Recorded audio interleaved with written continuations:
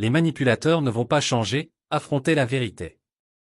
Mesdames et messieurs, abandonnez l'idée qu'ils guérissent. Aujourd'hui, nous allons aborder un sujet qui nous touche tous de près, la manipulation. Dans nos relations, que ce soit avec des amis, des collègues ou même des membres de notre famille, il est essentiel de reconnaître les signes de manipulation et de s'en protéger. Cela commence par une étape cruciale, abandonner l'idée que les manipulateurs peuvent changer ou guérir. Ce changement de perspective est fondamental pour notre bien-être et notre paix intérieure. Alors, comment pouvons-nous nous confronter à nos propres schémas de pensée et nous protéger des manipulateurs qui nous entourent? Comprendre la nature des manipulateurs. Les manipulateurs peuvent être charmants et convaincants. Ils utilisent souvent des techniques subtiles pour contrôler les autres et les amener à faire ce qu'ils veulent.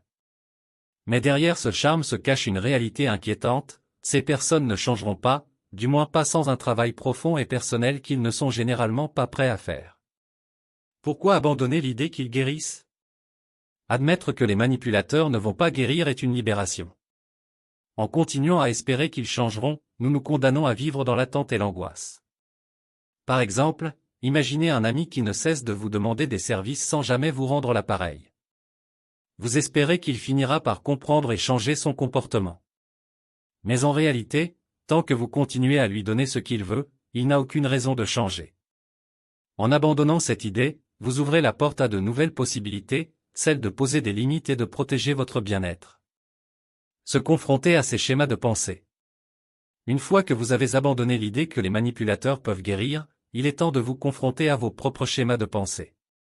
Cela peut sembler intimidant, mais c'est un processus essentiel pour votre croissance personnelle. Voici quelques étapes concrètes pour vous aider.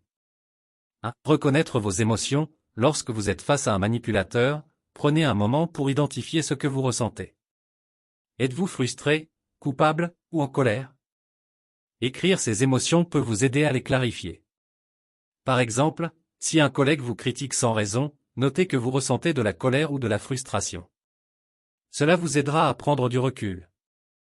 2. Évaluez vos pensées. Après avoir identifié vos émotions, examinez les pensées qui les accompagnent. Pensez-vous que vous devez plaire à cette personne? Croyez-vous qu'il est difficile de dire non? Ces croyances peuvent vous piéger. Un simple exercice peut être de poser ces pensées sur papier et de les remettre en question. 3. Remplacez les pensées négatives. Lorsque vous vous surprenez à avoir des pensées négatives, essayez de les remplacer par des affirmations positives. Par exemple, au lieu de penser « je ne peux pas dire non, cela le décevra », dites-vous « j'ai le droit de poser des limites pour mon bien-être ». Répéter ces affirmations renforce votre confiance en vous. Les avantages d'un tel changement. Abandonner l'idée que les manipulateurs peuvent changer et confronter vos schémas de pensée peut transformer votre quotidien. Voici quelques avantages concrets. Estime de soi renforcée. En apprenant à poser des limites, vous renforcez votre estime de soi. Vous réalisez que vous méritez d'être traité avec respect. Cela peut avoir un impact positif sur toutes vos relations. Réduction du stress. Éloigner les manipulateurs de votre vie réduit votre niveau de stress. Vous serez moins en proie à l'anxiété et à la culpabilité, ce qui vous permettra de vivre plus sereinement. Relations plus saines. En mettant fin aux comportements toxiques, vous pouvez construire des relations plus équilibrées et authentiques. Vous vous entourez de personnes qui vous soutiennent et vous respectent. Exemples pratiques et concrets.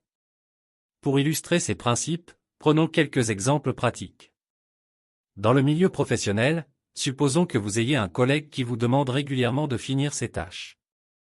Au lieu d'accepter par pitié ou culpabilité, dites-lui fermement mais poliment « Je suis désolé, mais je ne peux pas vous aider cette fois-ci. J'ai mes propres responsabilités. » Ce simple acte de poser une limite peut vous libérer du poids de la manipulation. Dans les relations amicales, si un ami utilise votre gentillesse pour obtenir des faveurs, essayez de lui parler de votre ressenti. Dites-lui, j'apprécie notre amitié, mais je ressens que notre relation est un peu déséquilibrée en ce moment. J'aimerais que nous puissions nous soutenir mutuellement. Ce dialogue peut renforcer votre amitié tout en établissant des limites claires.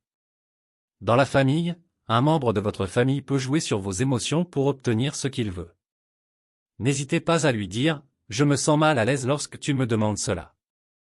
J'ai besoin que tu respectes mes choix. » Cela peut être difficile, mais c'est un pas vers la préservation de votre santé mentale. Conseils personnalisés pour se protéger. Voici quelques conseils pratiques pour vous aider à vous protéger des manipulateurs. 1. Pratiquez l'affirmation de soi, utilisez des phrases claires et directes pour exprimer vos limites. Par exemple, vous pouvez dire « Non, je ne peux pas faire cela » sans vous justifier. La clarté est essentielle. 2. Entourez-vous de personnes positives, cherchez des relations basées sur le soutien et le respect. Évitez les personnes qui vous font sentir mal à l'aise ou coupable. Cela renforcera votre confiance en vous. 3. Créez un réseau de soutien, parlez à des amis ou à des proches de vos expériences.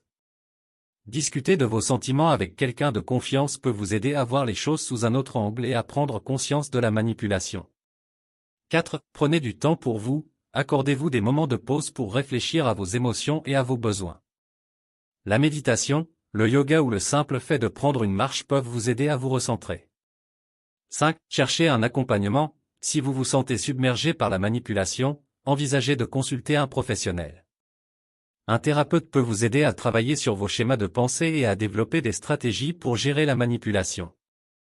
Conclusion. Abandonner l'idée que les manipulateurs peuvent changer et se confronter à vos schémas de pensée sont des étapes essentielles pour protéger votre bien-être. En identifiant vos émotions, en remettant en question vos pensées et en posant des limites claires, vous pouvez créer un environnement sain autour de vous. N'oubliez pas que vous méritez d'évoluer dans un environnement positif. En prenant ces mesures dès aujourd'hui, vous bâtirez un avenir plus serein, rempli de relations authentiques et enrichissantes. Soyez le gardien de votre bien-être, et rappelez-vous, la force vient de l'intérieur. Osez vous affirmer, et vous verrez votre vie se transformer. Nous sommes arrivés à la fin de cette vidéo pratique. Nous espérons sincèrement que cette vidéo a été une source d'inspiration et de réflexion pour vous. Si cette vidéo pratique vous a été utile, nous vous invitons à la partager avec vos proches, vos amis et vos collègues. Merci encore de nous avoir accordé votre temps et votre attention. Bien à vous.